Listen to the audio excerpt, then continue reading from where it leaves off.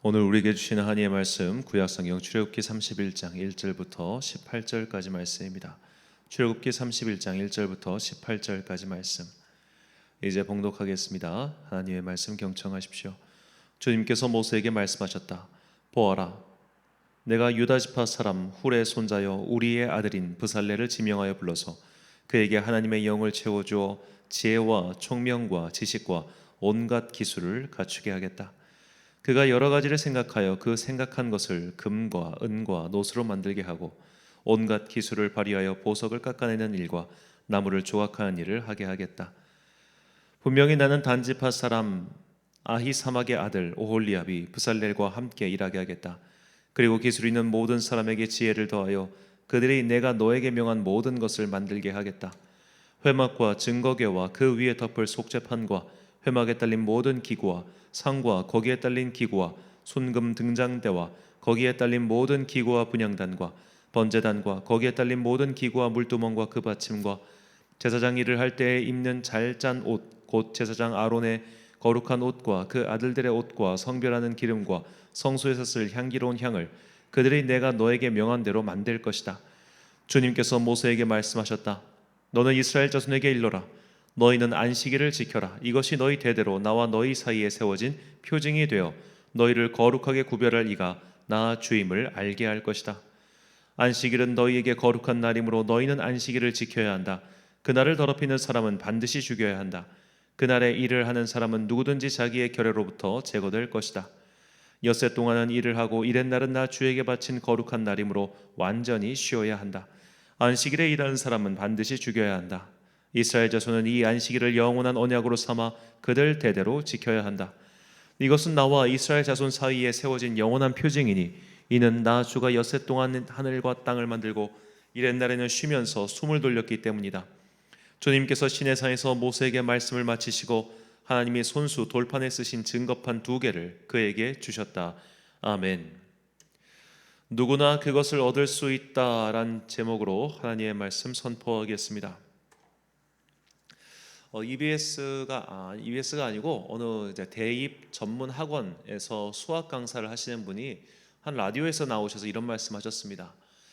본인께서 한 10년 넘게 이 수학 전문 강사로 활동하면서 와, 얘는 정말 수학 천재다라고 생각할 만한 그런 학생은 한 2명 정도 봤답니다.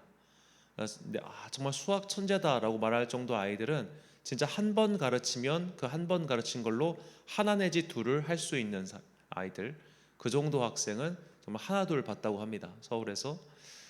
그런데 자기가 생각할 때 이제 대입 수학 능력 시험의 수학 분과라고 하는 것은 그런 천재들을 선별하는 과정이 아니라는 거예요.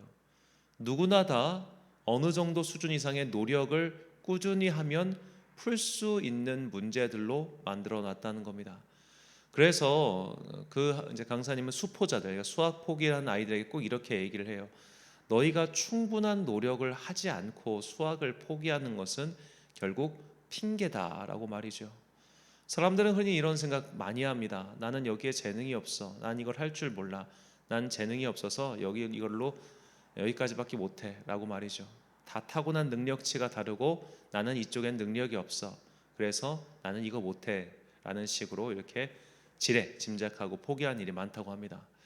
이게 지혜와 지식에 있어서도 그런 경우가 좀 있는 것 같습니다. 나는 지혜가 좀 부족한 사람이야. 난 태어날 때부터 머리가 좋지 않았어. 이렇게 말하면서 자신의 지혜 없음에 대해서 합리화시키려고 하는 사람들이 종종 있더군요. 자, 지혜라고 하는 것은 태어날 때부터 갖고 있는 것일까요? 아니면 태어나서 살아가면서 얻게 되는 일종의 후천적인 재능일까요? 자, 오늘 본문은 바로 이 지혜와 지식, 총명 그런 것들에 대해서 우리에게 알려주는 참 좋은 구절이라고 생각합니다. 자, 오늘 본문은 지금까지 성막의 구조와 내용물을 설명하신 뒤에 그것을 실현할 수 있는 기술자인 브살렐과 오홀리압에 대한 말씀입니다. 자, 하나님께서 이 2사람에게 성막을 현실화시킬 수 있는 재능과 지혜, 지식, 능력 등을 주셨죠. 본문 3절 말씀입니다.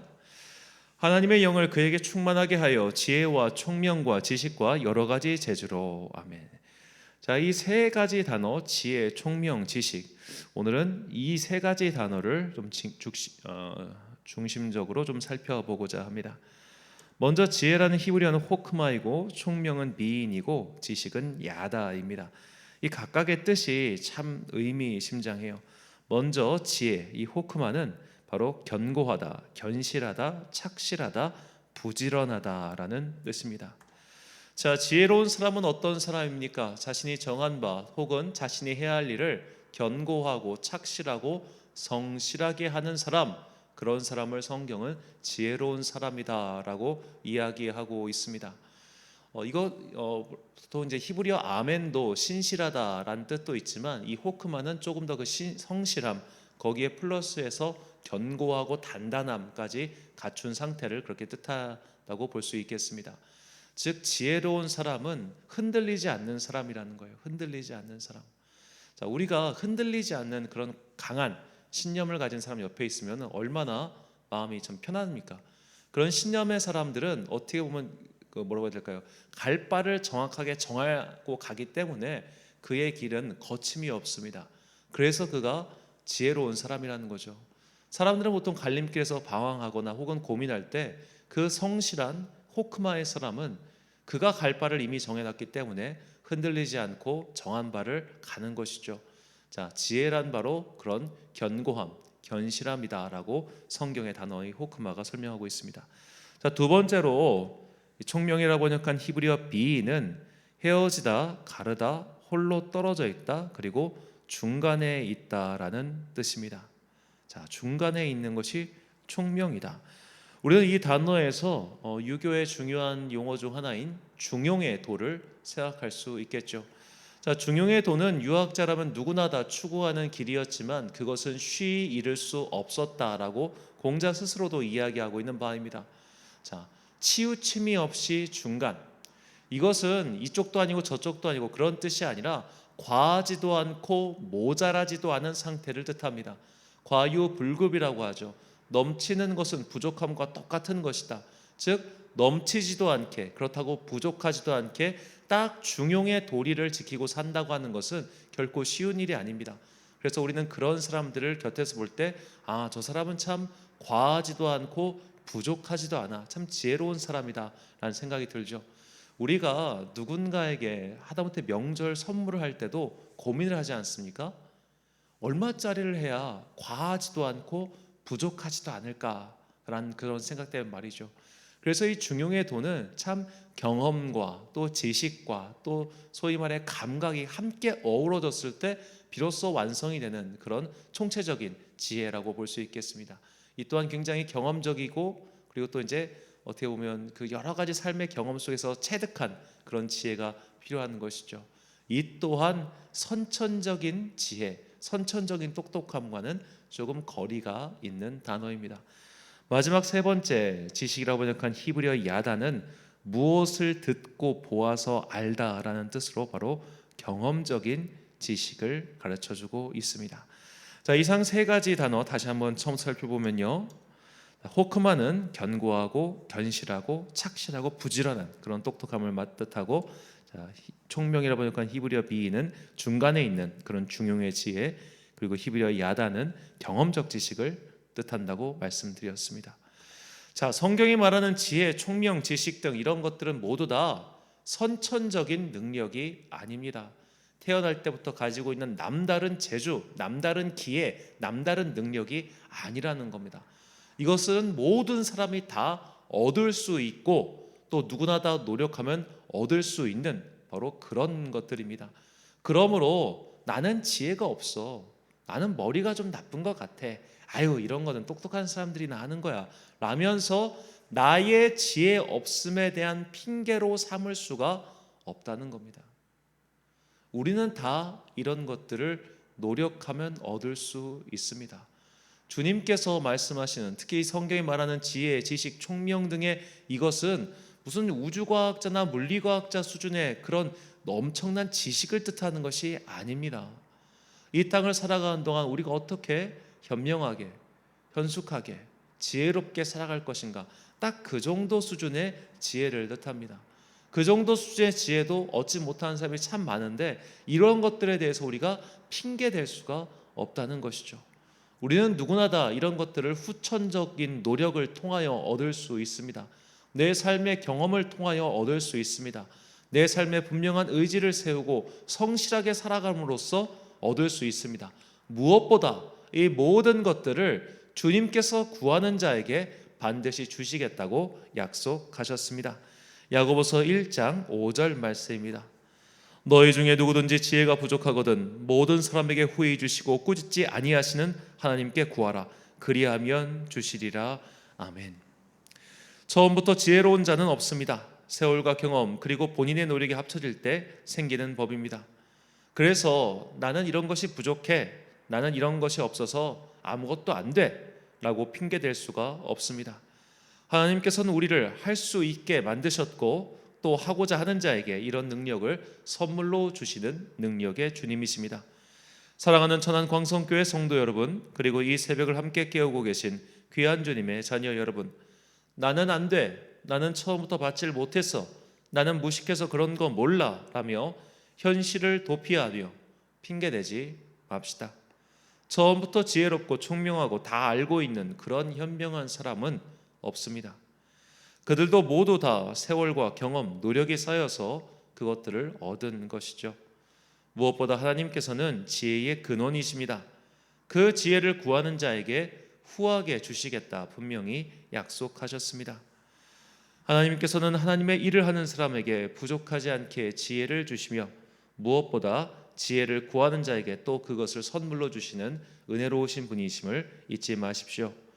지혜는 타고나는 것이 아닙니다. 그것은 하나님께로부터 얻을 수 있는 선물입니다. 그러므로 필요한 것을 구하시고 또 그 답을 받으시길 바랍니다. 지혜의 근원이신 하나님께 간구하여 우리가 원하는 그 지혜의 선물을 받는 축복이 임하시길 예수님의 이름으로 축원합니다. 기도하겠습니다. 사랑과 은혜가 충만하신 아버지 하나님, 한 주간의 업무를 시작하는 이 월요일 주님께서 우리 각 사람에게 알맞은 지혜를 선물로 내려주셔서 우리가 이 땅을 살아간 동안 견고하고 성실하게 하시고 무엇보다 과하거나 부족함이 없게 하시며 이런 모든 것들을 깨달아서 이 일 속에 감춰져 있는 하나님의 신비와 또 무엇보다 이 일을 통하여 하나님의 영광을 드러낼 수 있는 지혜와 능력을 더하여 주시옵소서. 지혜롭고 총명한 사람이 되기를 원하지 않는 이가 누구이겠습니까? 하지만 우리는 그동안 너무나 많은 핑계를 대면서 지혜의 근원이신 하나님께 지혜를 구하지 않고 그렇게 살아왔습니다. 주님, 우리의 아둔함을 용서하여 주시고 이 모든 것들을 깨우쳐서 하나님의 놀라운 신비를 발견하고 무엇보다 내 삶을 통하여 드러나고자 하는 하나님의 뜻을 우리가 기도로 밝히 깨달아 아는 영적인 지혜 또한 허락하여 주옵소서. 이제 11월이 거의 다 끝나갑니다. 이 마지막 열흘간의 11월 기간 동안 우리가 다가오는 12월을 잘 준비하고 이 한 해의 갈무리를 잘 하여서 다시 내년을 또 영적으로 또 내가 맡고 있는 일 가운데서 잘 갈무리하고 준비할 수 있는 주의 사람들 되게 하여 주시옵소서. 오늘 하루도 참 좋으신 우리 주님의 은총과 평강이 모든 성도들의 그 순간순간마다 함께 하시길 소망하오며 이 모든 말씀 우리를 사랑하시는 예수 그리스도의 이름으로 기도드립니다. 아멘. 오늘의 기도 제목입니다. 내가 무엇이 부족하고 무엇이 필요한지를 주님께서 가장 잘 알고 계십니다. 필요한 것을 구하시고 그에 대한 주님의 대답을 듣기 위하여 계속 기도하시기 바랍니다. 오늘 주신 기도의 제목 가지고 기도와 묵상에 힘쓴 하루 되시길 바랍니다. 기도하겠습니다.